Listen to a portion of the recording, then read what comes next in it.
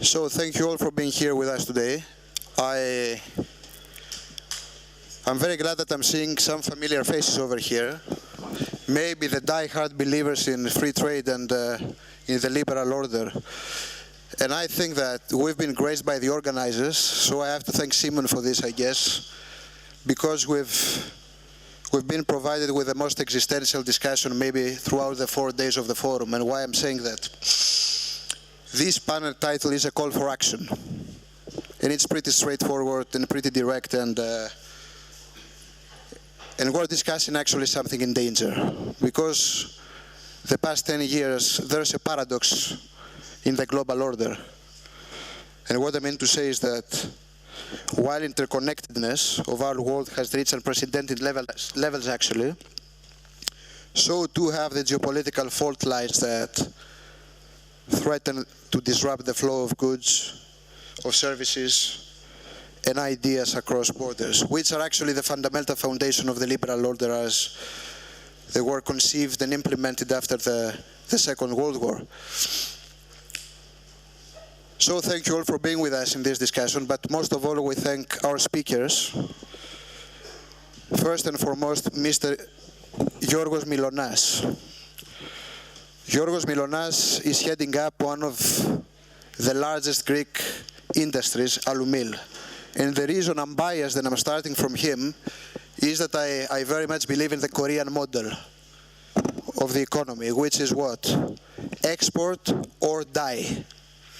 And Alumil is an industry we've never met before. I'm believing what I'm saying. He can testify about this. That exports in more than 70 countries. And it's actually exactly what Greece needs to move forward. Mr. Sihir Priyadarshi. How are you, sir? Thank you, sir.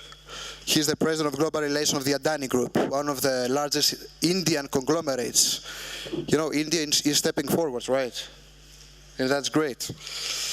Mr. Janusz Hlaciak, CEO of KUKE, the export credit agency of Poland. Please excuse me if I'm not pronouncing well any surname. Robin van Puenbroek, he's the executive director of the World Trade Centers Association, coming from the United States. Mr. Gregori Stamatopoulos, our very own Gregori Stamatopoulos, who's the CEO of Export Credit Greece, and Mr. Ramunas Macius, who is the Vice President of JTI. We thank you, sir, for being here. So I want to start from Sihir and ask you, how do you see, what's the state of play in global trade at the moment? I think that's a good, it's important to set the foundation of the discussion and to understand the terms we're speaking upon. Sure. Thank you so much, and a very good evening to all. Yes, my present introduction is exactly what you said, which is part of the Adani Group in India. But prior to that, I spent 25 years with the World Trade Organization in Geneva. And really, I think the topic is extremely contextual. But I'll focus on the first 3 words of the title, which is strengthening international trade. Now, if you want to strengthen international trade, then there are 2 absolutely important elements that you require. One is you have to bring down barriers to trade. Without bringing down barriers to trade, you're not going to be able to strengthen trade. But the second, perhaps even more important, is that the rules you negotiate to bring down those barriers to trade must be fully implementable.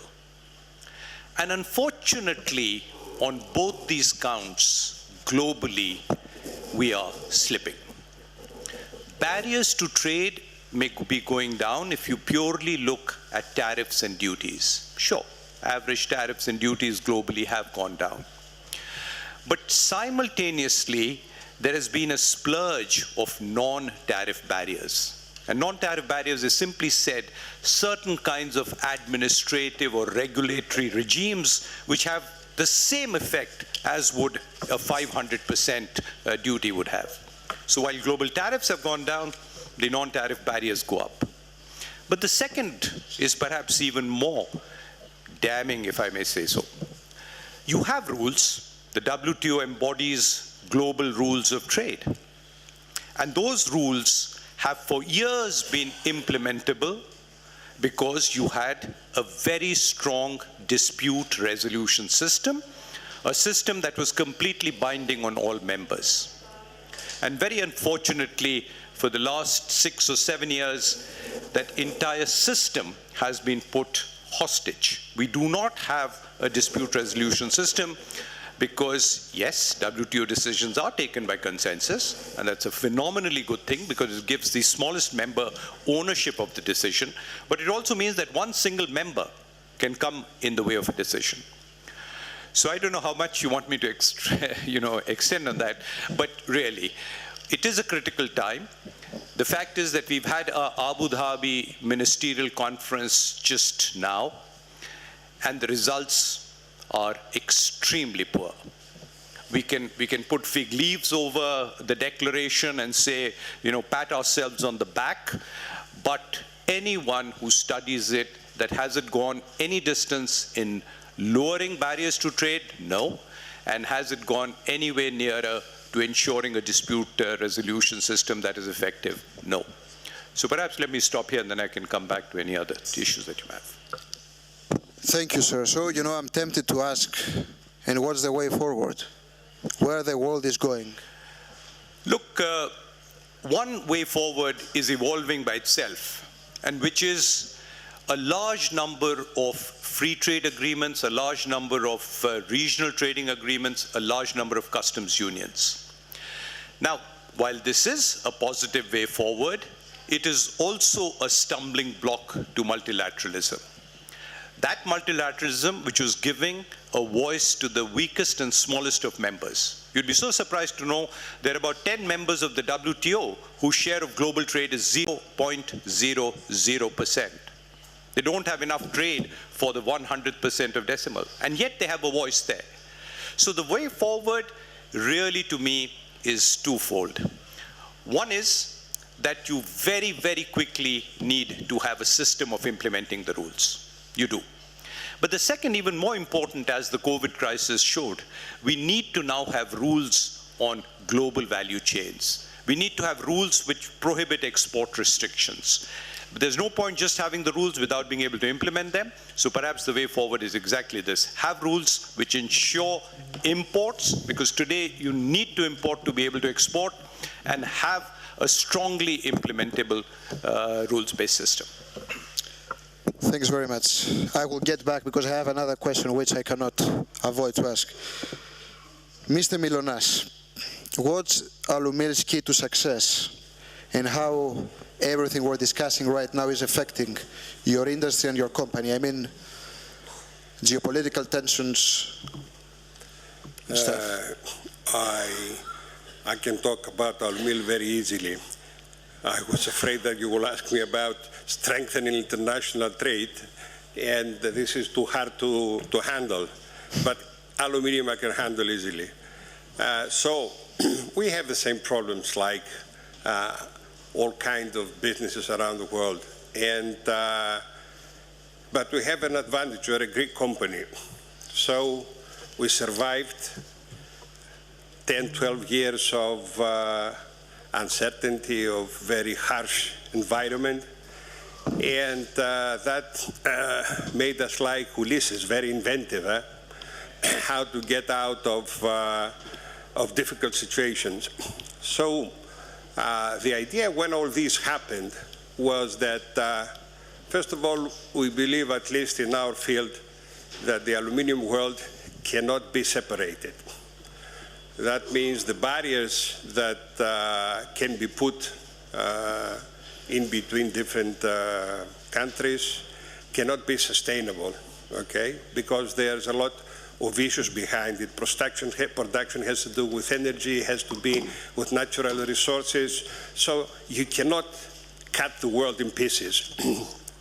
So the consideration was that, okay, the barriers that could be between the different areas of production of the metal, of the material.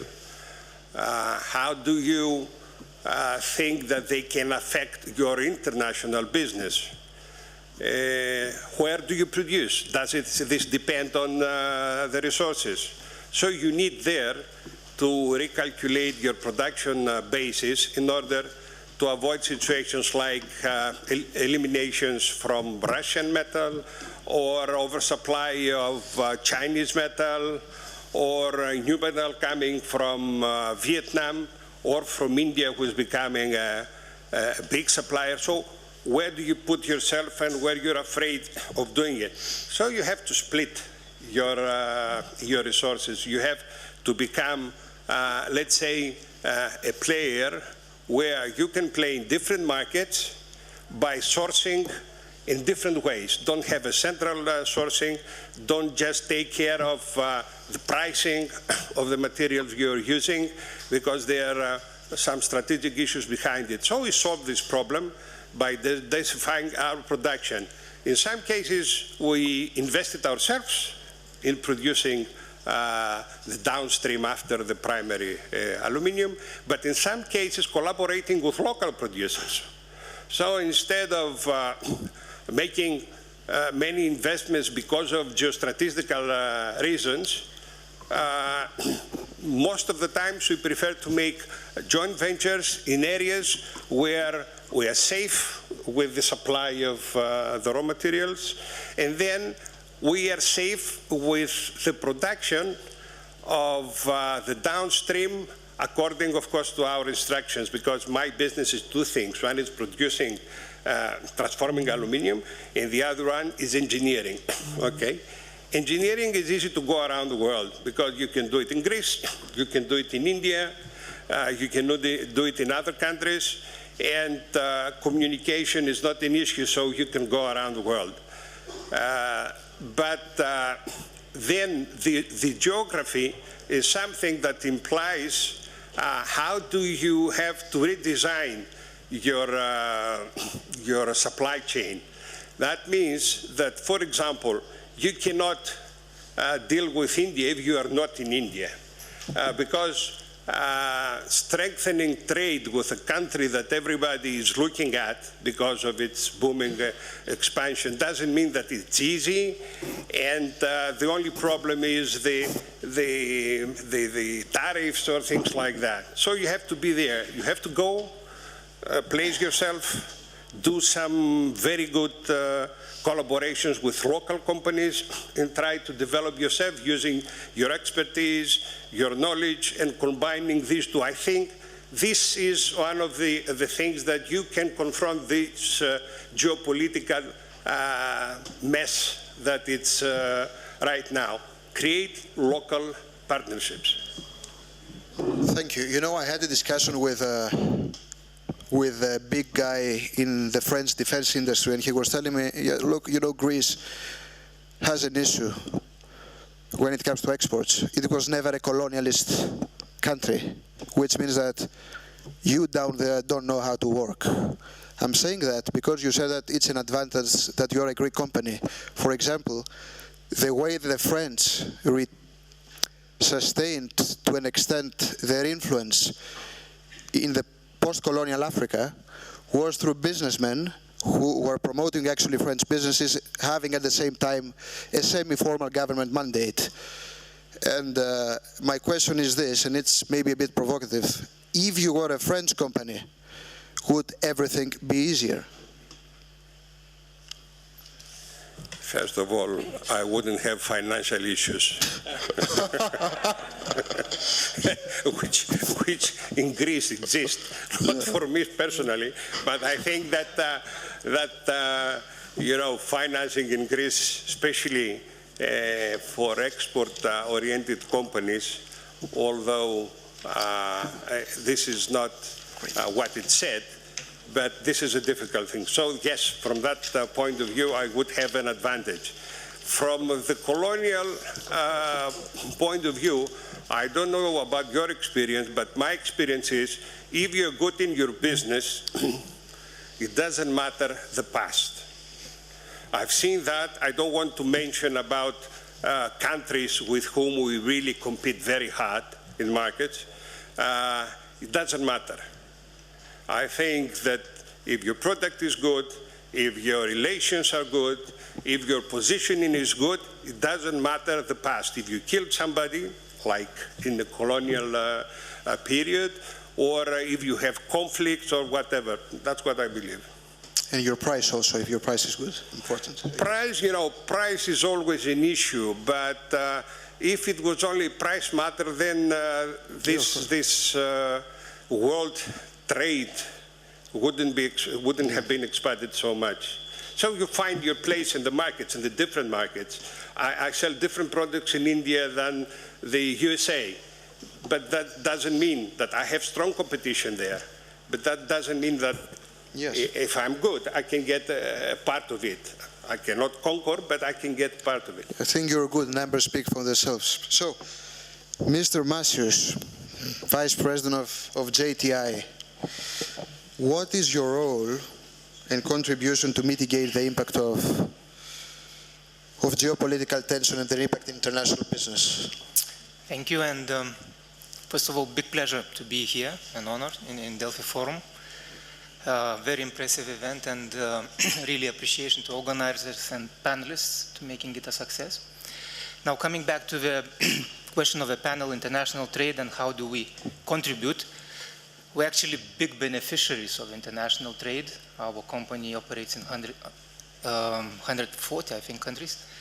And we are vertically integrated, meaning that from raw material to the final product is sourced from multiple countries. Therefore, for us, the rules which were devised in Geneva, WTO, are highly beneficial. Now, geopolitical tensions, which is another topic, clearly disrupts it. But as long as they are happening along the rules which are established, we are fine, we can adapt. Even when the war breaks out, we can readjust our supply chain. I would like to bring, however, another dimension which is very dangerous in terms of international trade, is the element which is not abiding to any rule, and it's illegal trade.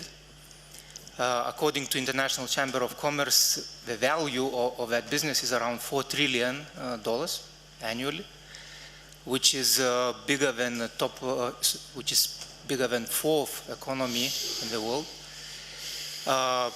If I bring it closer to our business, tobacco, the loss of revenues for government from illegal trade is around $40 to $50 billion. So it's a huge amount of money. Bringing it even closer to Europe, it's 10 billion, and Greece is losing every year to those illegal traders around 500 million euros. These are massive amounts, and international trade is organized not along the routes which are established by WTO or other organizations. And on this side, when we talk about geopolitical tension and rivalry between China, US, Europe, and all the other regions, this is one. But unfortunately, criminals, they don't care. They work along every possible line, and therefore it's an effort which needs to be made by all the legal players combined, business and governments together.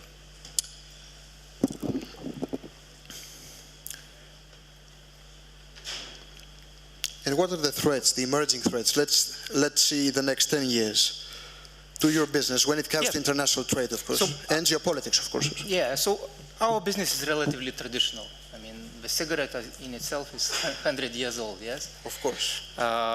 New ways of doing business, of course, evolving. The problem comes when those non-rule abiding players are coming into the play. And not only on traditional products, but also new ones. And we see multiple cases when products designed and produced in for example, Asia, are illegally coming to Europe and having big threat for the consumers, and including government revenues. And it cannot be ignored. Sometimes we think that, okay, it's just a minor product which has been shipped from one continent to another. Once organized crime is establishing a route, of even innocent products from cheaper country to more expensive, which normally goes east-west. Those routes later on are being used not for those innocent things anymore. The criminals are looking for the profit, for the margin, and as soon as they have a route which is checked, which is secure for them, they will be using it for way more dangerous things. And this is a huge threat for international trade system. It's unfortunately expanding. The geopolitical tensions, they cut the ties between governments on cooperation, yes, and also disrupting the legal businesses. And we saw how fast criminals adapted to the war, which is happening in Europe, yes, in Ukraine. Massive, speed. We did a great job, you know. It's always like this. It was like this in Yugoslavia. It was during the war. Exactly. Once it's resolved, fine. You know, we come back to normality. But when they are happening, it's very difficult to do something about it, and that's a risk which we see. The question is, what's ultimately normality? I think. Yes. Exactly. Thank you so much, sir. So, Mr. Gregori Stamatopoulos. I think that you're heading up the steam engine of Greek exports. And my question is that you're doing what you're doing in a small country like Greece, where I guess that trade and export finance is crucial for boosting our exports potential, let's say. So what you're doing to pursue this kind of growth? First of all, thank you very much for having me here. And I think that Mr. Mylonά pointed out the problem, the financing problem, you know, for exports. What we do, first of all, yes, we're a small country, and we have been out of the crisis, the last 10-year crisis. And when we started, you know, when we took over, you know, the Greek ECA, we needed to see how the ECA was working and to set, you know, new rules and try to bring the best practices, you know, that other European ECAs were doing. So it was not an easy task to reform the ECA, because it's a fact that we have been left behind for many, many years. But things are changing, and in respect to what Mr. Myloná said, we are very close to release new products in the market, guaranteeing, you know, in the Greek banks, any export company, Greek export company, in order for them to be more bankable and mitigate the risk of the bank. So those are products that are being finalized, you know, in the risk assessment, let's say, policy, and very shortly they will be in the Greek market. So we try to bring new products that are already being existing in other ECAs, other European ECAs, from the traditional credit insurance part, which it's a traditional product, to letter of credit, to surety bonds, to guarantees, in order to support Greek companies. It's not an easy process. We are working into our digitalization process as well. We have been very close to Kuke in that aspect, because I think they're doing an excellent job in the whole digitalization process for them to support Polish companies, and we are in talks with them, and they're supporting in that aspect, you know, the Greek ECA.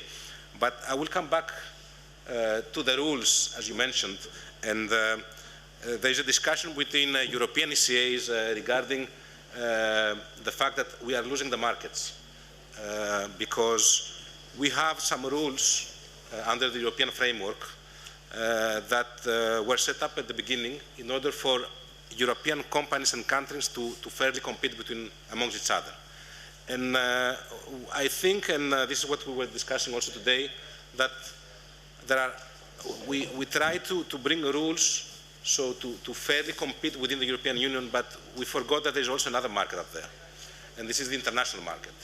And we have rules that, for example, in the guaranteeing business, we can only guarantee up to 80%. When we see international tenders, companies from other countries go to up to 100%. And Greek companies and European companies are no more competitive in terms of pricing. And we can see that a lot in the African continent. And we're trying to not lobby, but to discuss with the Commission of, you need to be much more quick in your decisions in how we have to change those rules and try to at least have the same level of competitiveness as other ECAs around the globe. And I think that it's a very challenging, let's say, process.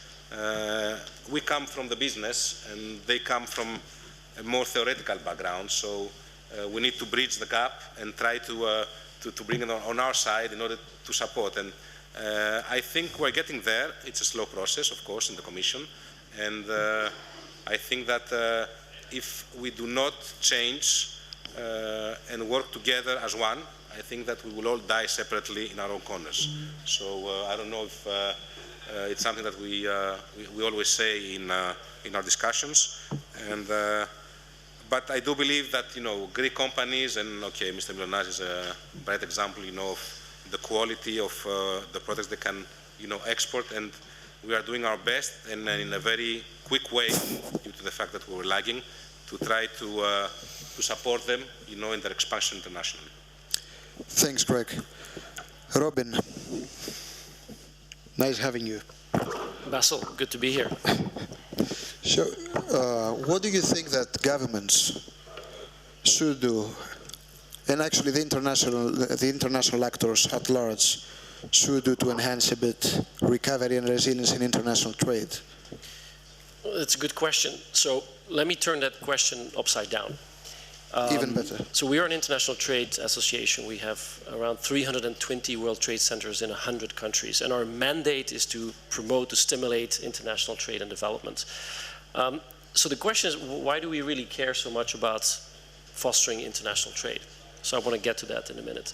But first I want to sort of put the framework out when we talk about the geopolitical risks. We all read the news, so I'm not going to state the obvious, but we have a lot of asymmetric challenges. The challenges related to cyber, right? There's risks and attacks on energy infrastructure. In the Czech Republic, even the rail system came under attack. That's a major challenge. Challenges to basic infrastructure like subsea cables that provide the fiber optics between continents. So it's just these cables were not built to be protected subsea. So what if these cables got disrupted? The entire communication system between Africa, the Americas, Europe would be very much constrained. So these are all elements that really have an effect on international trade. Second component is from a policy perspective, and I will not repeat what my colleagues talked about when it comes to the WTO, for example. It's the whole rule-based environment when it comes to international trade is under an enormous pressure, because the dispute resolution system is dysfunctional, it's just not working. But I think more importantly is that the global trade infrastructure doesn't work for everyone. And I want to come back to also what this means for small, medium enterprises and smaller nation states, because when we talk about global trade, it is not just what it means for large developed economies and multinational corporations. And I say this because the vast majority of our constituents are small, medium enterprises. And another element when we talk about policy is, it's a new term that is coming up recently, it's called strategic autonomy, right? I believe the president of Slovenia also mentioned it this morning. This is just a new term to talk about tariffs, non-tariff measures, about protectionism, walls that are going up that prevent, you know, more trade between countries. A third element that I wanted to mention, which is also fairly recent, is the weaponization of trade, the weaponization of food, the weaponization of energy. These are all the very basic fundamentals that societies need to function. So this is also something I believe that is the huge risk when we talk about what can governments do. These are all things we need to be very conscious about. And I think all of this, and the last part, is also the vulnerability really of global supply chains. We've seen supply chains under enormous duress during COVID, or a ship being stuck in the Suez Canal. But now we have other things happening as well because of geopolitical tensions. And it is not just about ships now having to sail around the Cape of the Good Hope instead of the Suez Canal, increasing insurance rates and the freight rates. This has an impact on the price of gasoline at the pump, which directly impacts how people vote in elections. And we heard the president again this morning say that 4 billion people, economies of 4 billion, half the world's population is going to the ballot this year in major economies. So again, these are, I think, tremendous risk factors that we need to take into account. So when you talk about government, I think it's way out of scope of what governments can do. So I want to come back to the question why all this matters really when we talk about international trade. So we have a notion in our organization that we've been around for 50 years to speak about peace through trade. We focus a lot on the people-to-people diplomacy, business-to-business diplomacy, city-to-city diplomacy. We host meetings in the Dominican Republic, in Germany, in China, in the US, in Africa, and we have people from all around the world attending those meetings. And it's so fascinating. This morning I was talking to a student, he was 17 years old from Albania, very smart kid, and he said, oh, could you advise me, I would like to go study this, should I go to this country, should I go there, this university? And I said, you know, I'm thinking, what is the contribution, what is this young man going to face down the road? So I said, go travel, buy an Interrail pass, and get on the train, meet people, go to places. The previous panel was about artificial intelligence. I think one of the things that we're also now forgetting is the importance of connectivity, of in-person connectivity, and of business networks. And this comes me to the final point I wanted to make, is you mentioned the Second World War. Why does this matter? Look, we're here in Greece, we're in the Western Balkans. Like, and let's leave out sort of the terrible war that happened in former Yugoslavia and of course what's happening now in Ukraine. But Europe has seen the longest stretch of peace ever. We've had 80 years, barring those two exceptions, 80 years of peace on this continent. And why is that? Because we have an integrated market economy here. We have a single market. We have free movement, not just of goods and of services, but also of people. And when we talk about what can be done against sort of all the challenges we're facing, we need to be frank and open to people what those risks are and why all this matters. Europe was a peace project. Let's not forget about that. It was combining the steel and the coal industries of Germany and France so there would never be war again. That was the origin. And look, 80 years later, we have, my generation, our generation, has not been, thankfully, in a physical conflict. So the reason why we want to talk about the importance of global trade, of international trade, is not just to make more money and to increase the well-being of people and what have you. It is a fundamental question of peace. And I had a chance to speak with the president of Montenegro this morning because he was mentioning the accession talks. And I told him, why would you wait till 2028? And this is a personal opinion, but I think it is a fundamental right of the countries here in the West Balkans to be part of the European Union for that reason alone, for that peace project. So that is one of those matters. This is a political decision that has a lot of economic sense as well. So I wanted to put that in the conversation because when we talk about international trade and geopolitics, we always talk about what's in the news, but I think there's a fundamental reason why this is important and why not government, but people can make the difference if they understand why that is. And the last thing I'll mention about this as a sort of a challenge on the asymmetric component is also, which relates to the conversation about artificial intelligence, is the challenge related to information and disinformation. A lot of people in the world, even in developed economies, educated people, cannot tell anymore truth from disinformation. And this is also something that needs to be tackled. And thankfully, a forum like this is important because coming together and having these conversations, I believe, will make a difference. Thank you. One very, very brief question. You know, I'm not Karl Marx, but is a spectre hunting over global trade? This of return of Donald Trump? Well, look, global trade is not a matter of perfection. It has to be fair as well, right? So that's why I mentioned the global trade infrastructure. The way trade is done needs to work for everybody. That's why I had a chance to address, for example, a few weeks ago, the working group of small businesses, SMEs at the WTO in Geneva to exactly address this matter. So it's not about black or white, it's about if we want to put in place and keep a system in place, it needs to work for everybody. Otherwise people turn their back against the system and then we're running into other issues. So that is really the core of the matter. We have to make sure that it works for everybody, that everyone can live a healthy life, have a healthy, at the end of the day people want to send their kids to school and live a healthy life. So which means they need to be able to provide for those families. And the backbone of many economies is still micro, small, medium enterprises. Thank you, Robin. Thank you, Robin. Let's finish with a policymaker again. So, Janusz, what's your secret? What are you doing so innovative to to boost Polish businesses' growth and export potential? So good evening, everyone. Yeah, I think it is important what obviously has been said here before. But the thing is that, you know, export and trade starts within each country. So this is important. As you said, we don't have, each country is different. So we have a different situation in Germany, we have a different situation in France, different in Greece, different in Poland, and most probably if we go to Africa, different in some of those countries. So you need to adapt the strategy which perfectly suits the needs of your economy. And this is the fact that once the policymakers, like for instance ourselves, we try to be together with our government policymakers for the trade. You know, the trade of our, in fact, our GDP, the Polish GDP, 52% comes from export. So for us, export is the bread and butter. We need to have it in order to develop.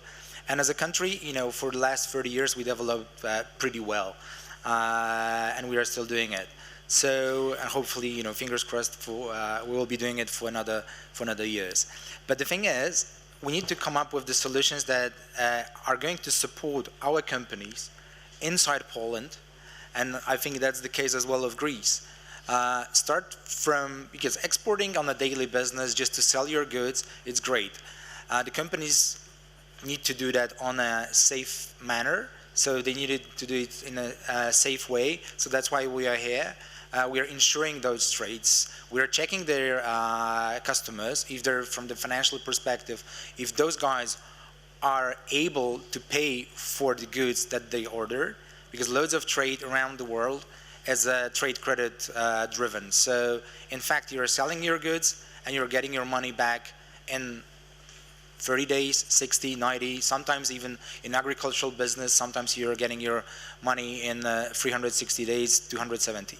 So you need to, giving the credit to your customer, you need to be sure that in those, after that period, you get your money back. So obviously, and this is extremely important because it's a daily business of the companies.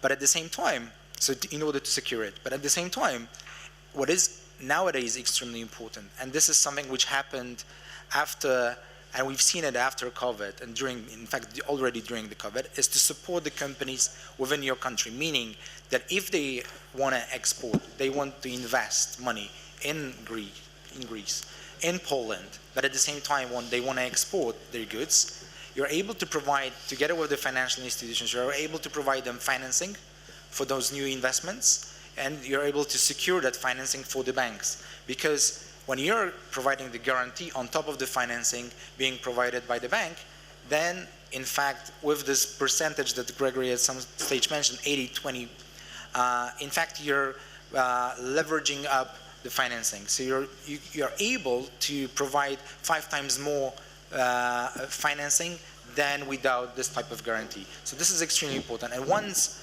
your companies are having a good situation in your own country, then they will be encouraged by opportunities to go outside, to export. First, they will export just like that, you know, sell their goods. But then when they will start selling more, then they will be thinking about investing abroad. And this is something through those type of, let's say, a normal way of developing the business. I think it's called the Uppsala model of development. So, you know, it's slow in comparison to internet business, which can spread around very quickly into 80 countries without any barriers. A normal model of the companies, especially that produces something, is the way to make it gradually, step by step. And this is important to be, as a export credit agency, to be with your companies on each stage. Thanks very much. Unfortunately, the floor manager is pressing me, so we have to finish.